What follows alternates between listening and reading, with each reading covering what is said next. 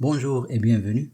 Aujourd'hui, on va voir comment utiliser le capteur DHT11 avec la carte Arduino Uno. Le DHT11 est un capteur de température et d'humidité. Il est très populaire parmi les débutants.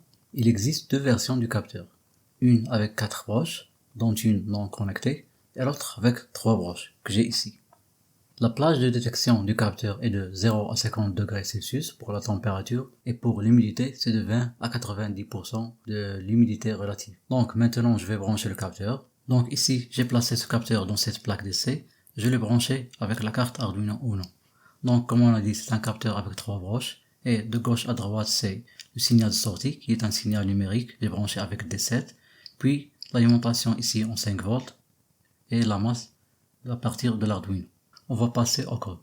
Donc ici on a le premier code, c'est un code assez simple.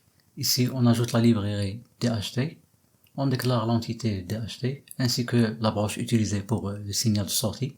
7 c'est pour D7. Puis ici on a le Toad board pour la communication avec le moniteur série. Ici on demande une lecture du capteur et il nous donne la température et l'humidité qu'on affiche sur le moniteur série sous cette forme. Donc maintenant je vais brancher l'Arduino, je vais téléverser le code et on va voir le résultat.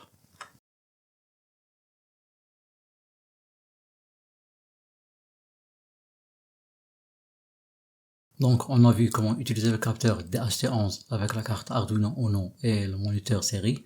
Maintenant on va utiliser l'afficheur LCD I2C. Donc c'est un afficheur qui a seulement 4 broches, l'alimentation, SDA et SCL.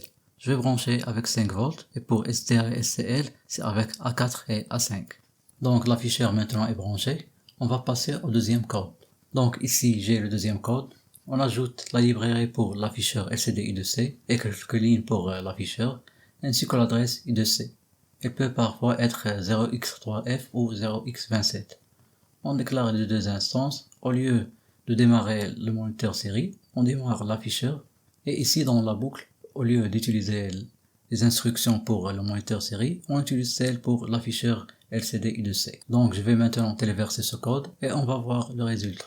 Donc le code a été téléversé et voici le résultat.